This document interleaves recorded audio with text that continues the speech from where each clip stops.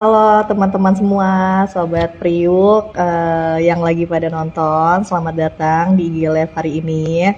Semoga pada sehat semua ya. Terima kasih sudah meluangkan waktunya untuk nontonin kita. Perkenalkan, saya Dr. Nelly. Saya ditemani oleh rekan saya. Halo, saya Dr. Hikmah. Hari ini kita mau ngebahas topik yang sebenarnya deket sama keseharian kita ya dok ya. Iya. Terutama untuk anak-anak Gen Z, anak-anak milenial, anak-anak remaja, yaitu Ear Care for Gen Z. Musik boleh keras, telinga tetap aman.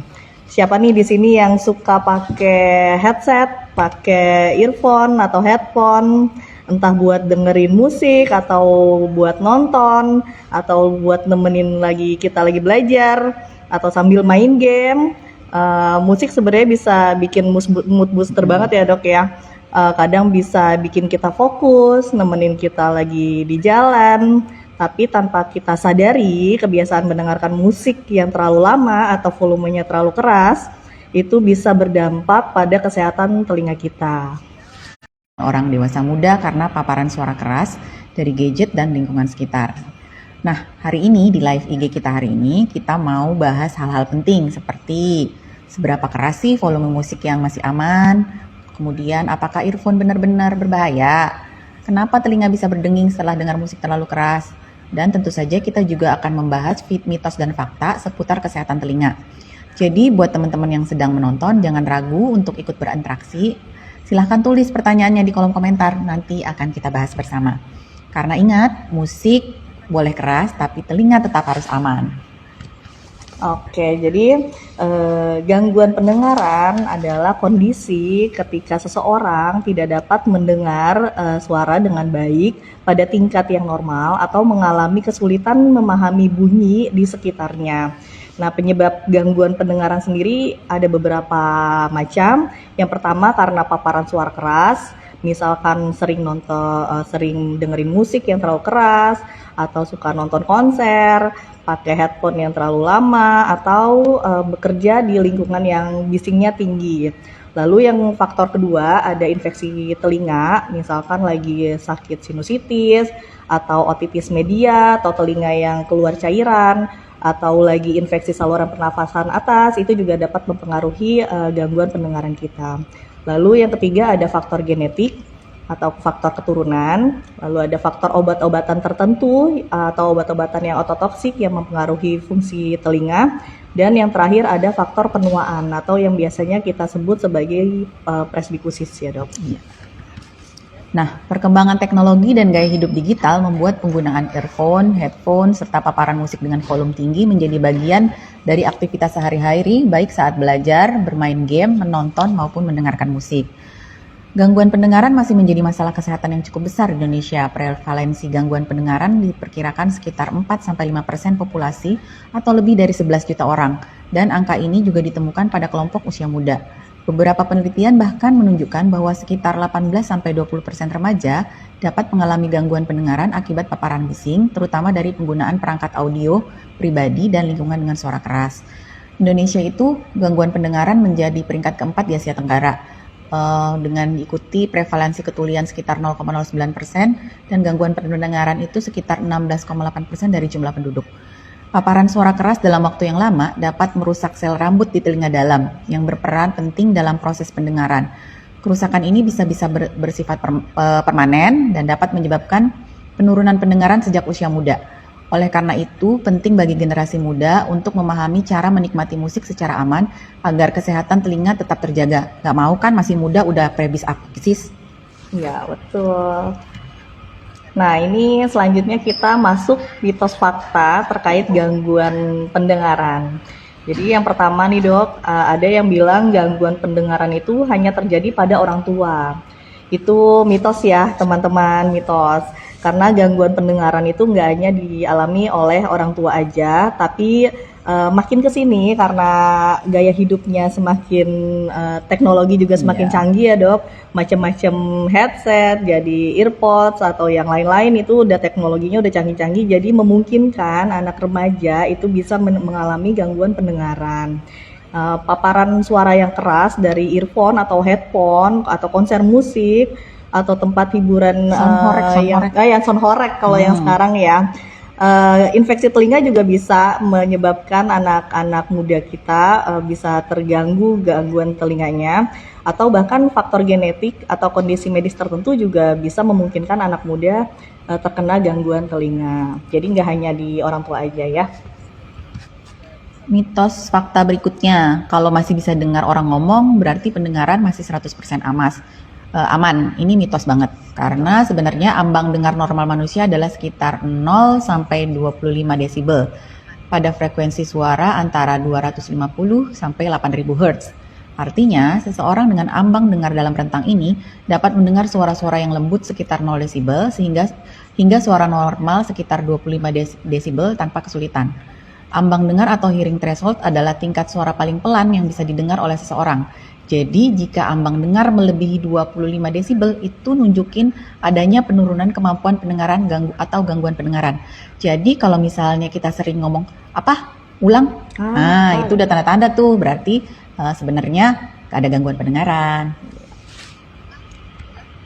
Nah, mitos selanjutnya, dengerin musik keras itu oke, asalkan nggak bikin telinga sakit pada saat itu juga. Nah, itu mitos juga ya Dok Hikmah ya, karena nggak kerasa sakit atau nyeri saat mendengarkan musik keras itu bukan berarti telinga kita tuh aman. Kerusakan pada telinga, terutama pada sel-sel telinga bagian dalam, biasanya malah terjadinya secara perlahan-lahan dan tanpa ada rasa sakit. Bahkan paparan suara keras dalam jangka waktu yang lama itu dapat menyebabkan gangguan pendengaran permanen yang biasanya baru terasa itu setelah bertahun-tahun ya Dok. Jadi meskipun nggak terasa sakit saat itu juga, mendengarkan musik dengan volume terlalu keras tetap beresiko merusak pendengaran kita gitu.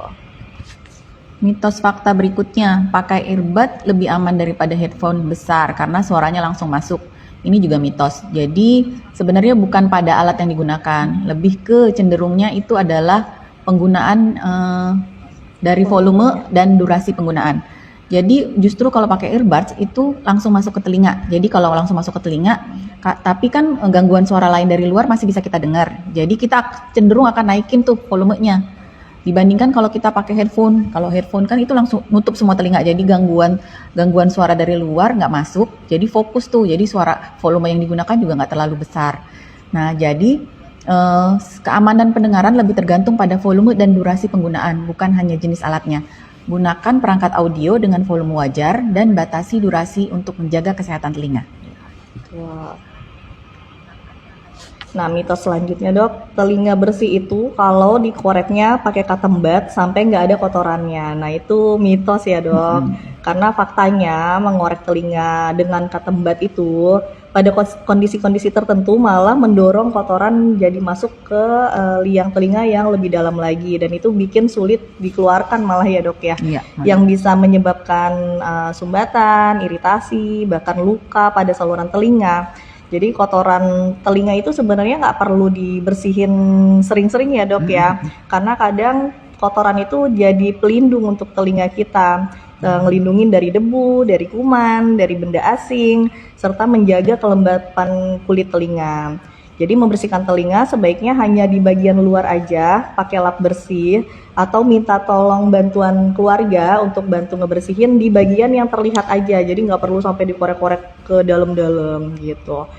Jadi pesannya jangan terlalu sering dalam membersihkan telinga dengan katembat agar telinga tetap sehat dan terhindar dari risiko cedera. Mitos fakta berikutnya, kalau telinga sudah terbiasa dengan musik keras berarti aman. Salah banget ini, mitos banget. Jadi telinga yang terbiasa dengan musik keras sebenarnya adalah tanda bahwa pendengaran mulai menurun. Ketika sel-sel rambut di telinga sudah mulai rusak, otak akan membutuhkan suara yang lebih keras agar tetap bisa mendengar dengan jelas. Ini bukan berarti telinga aman, melainkan sudah mengalami penurunan fungsi pendengaran secara bertahap. Sebenarnya bulu-bulu rambut telinga itu dia akan rontok sendiri seiring usia. Jadi kalau misalnya karena musik keras yang terus-menerus dia rontok, berarti terjadi presbus akusis dini dong. Nah, jika terus-menerus mendengarkan musik dengan volume tinggi, kerusakan ini bisa menjadi permanen dan tidak bisa diperbaiki. Jadi jangan biarkan telinga terbiasa dengan volume keras, selalu jaga volume di tingkat aman agar pendengaran tetap sehat sampai di masa depan. karena udah kalau udah saraf yang terkena Iya, ya dok, susah udah dibaikin susah ya. untuk balik lagi ke nol lagi. Oke, selanjutnya mitos faktanya udah selesai dok. Kita masuk ke sesi tanya Tanya jawab. jawab. Nah ini udah ada beberapa pertanyaan, udah banyak pertanyaan yang udah masuk ke kolom kita. Kita bahas satu-satu. Yang pertama ada pertanyaan, bahaya nggak sih dok kalau sering pakai AirPods? Soalnya kalau pakai yang berkabel itu agak ribet ya dok. Lalu ada pertanyaan yang kedua, penggunaan headset atau earphone boleh setiap hari nggak dok? Dan yang ketiga, batas maksimal dengerin musik pakai headset berapa jam ya sehari biar telinga nggak rusak? Ini sebenarnya jawabannya bisa sekaligus ngejawab ya dok. Jadi sebenarnya menggunakan AirPods atau earbuds yang wireless itu nggak berbahaya. Jadi seperti yang tadi Dokter Hikmah jelasin, bukan masalah mereknya, bukan masalah jenis headset atau AirPods-nya, tapi masalah dari volume yang kita pakai untuk ngedengerin musik dan durasinya. Jadi selama volumenya masih aman dan durasinya kita jaga, insya Allah telinga kita tetap dalam batas aman ya. Kalau kita biasanya dari kesehatan kenal namanya rule 60/60 atau enggak rule 60/60. Maksudnya apa? Jadi 60% dari volume maksimal. Jadi kalau di HP kita ada volumenya 100% nih, kita hanya boleh pakai 60%-nya aja. Jadi untuk aman maksimal kita pakai hanya 60% aja. Dan dipakai selama 60 menit. Jadi nggak boleh lebih dari 60 menit. Setelah 60 menit kita sebaiknya mengistirahatkan telinga kita. Nambahin gitu. dok Nel, istirahatnya paling enggak 15 menit. 15 Terus menit. teman-teman yang abis nonton konser, ngikutin sound horek itu paling enggak abis itu besoknya 18 jam istirahat dari gangguan bising lagi. Ya, supaya telinganya tetap sehat. Ya, buat teman-teman yang suka nonton konser ya.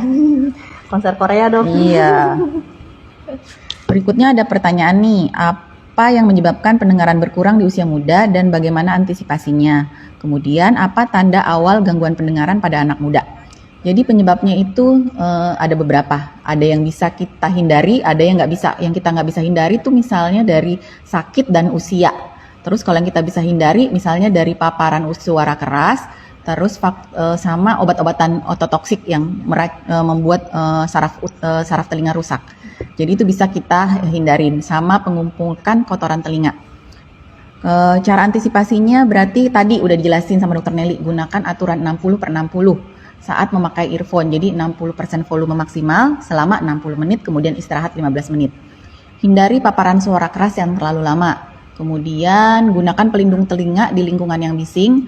Terus jangan membersihkan telinga terlalu dalam dengan cotton bud.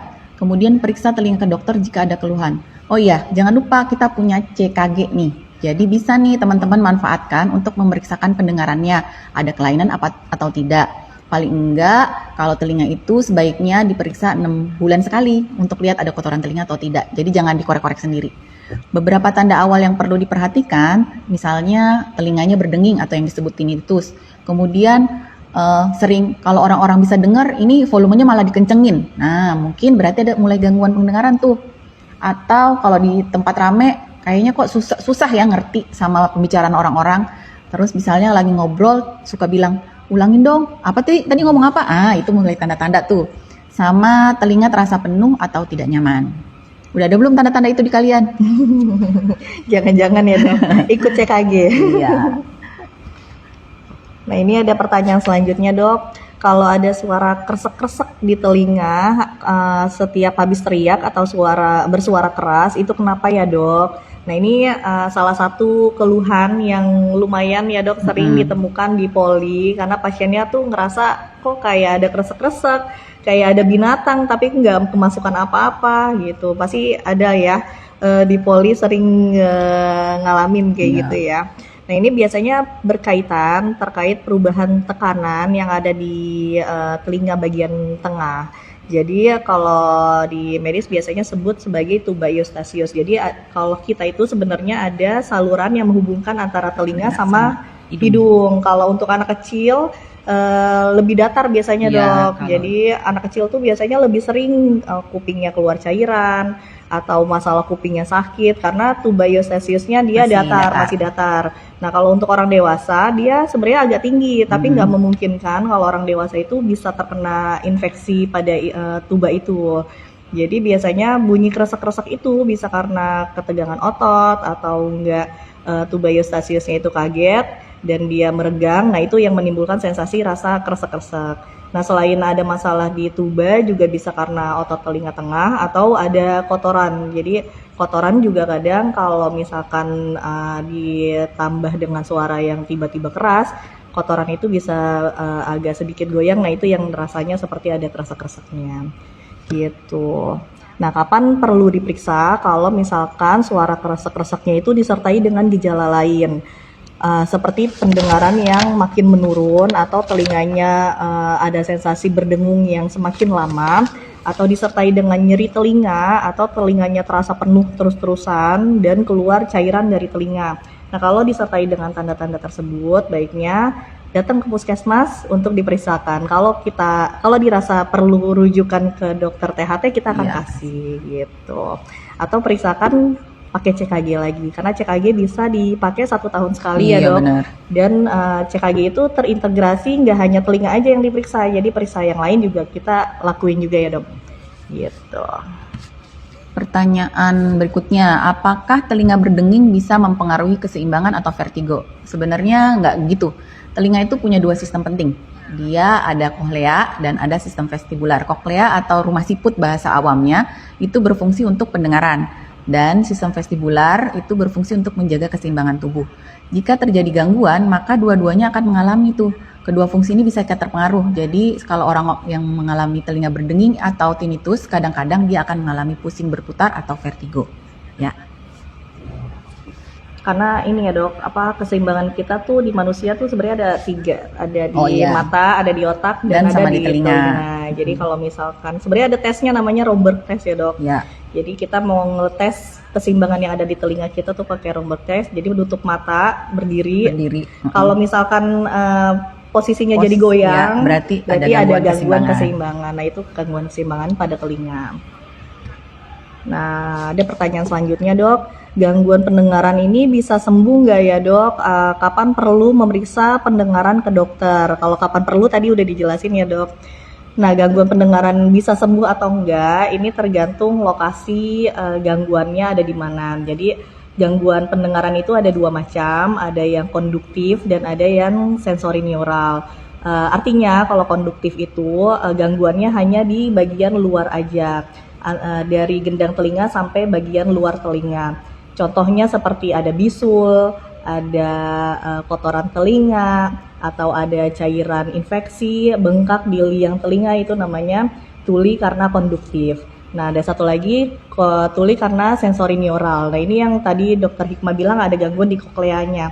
Jadi di sarafnya yang terganggu. Nah, kalau saraf yang terganggu itu yang susah untuk disembuhkan. Kalau untuk tuli konduktif itu masih bisa. Tapi jangan berkecil hati karena pada kondisi tertentu yang sensorineural bisa dibantu dengan alat bantu dengar atau terapi tertentu. Jadi silakan datang berobat ke puskesmas lagi ya dok. Ada beberapa pertanyaan tambahan nih. Kita coba ya. Ini dulu ya, yang udah masuk. Iya, Izin tanya dok, better menggunakan earphone Bluetooth atau kabel konvensional? Ayo dok Nelly. Jadi yang tadi dokter Hikmah jelasin, jadi bukan masalah mereknya, bukan masalah metode alatnya, tapi gimana kita bisa mengkontrol dari volume dan durasi penggunaan. Jadi sebenarnya kalau misalkan dilihat dari alat, semakin dia endap terhadap suara luar, itu alat itu semakin bagus ya dok. Iya. Karena kalau misalkan dia bisa menghalangi suara dari luar, kita tuh nggak perlu volumenya yang dibesarin. Jadi pakai volume kecil aja, telinga kita udah ngedengar secara baik. Benar. Jadi better pakai alat yang dengarnya itu yang bisa mengendap suara dari luar ya dok. Jadi earphone yang pakai Bluetooth atau konvensional itu nggak ada masalah kok. Gitu. Nah, ini ada pertanyaan lagi, sebaiknya dalam seminggu berapa kali membersihkan kotoran telinga dok? Nah, sebenarnya malah jangan dibersihin sendiri. Tadi kan udah dijelasin, kotoran telinga sebaiknya dibersihkannya paling nggak dibantu sama dokter THT atau dilihat bagian luarnya aja. Nah, telinga itu sebenarnya kotoran telinga nggak perlu sering-sering sering-sering dibersih-bersihin karena dia sebenarnya ada gunanya supaya melembabkan telinga sama menghalang supaya misalnya debu, kotoran-kotoran itu nggak masuk ke dalam. Sama dia kalau malah kita sering bersihin malah jadinya bikin tambah kering dan tambah gatel.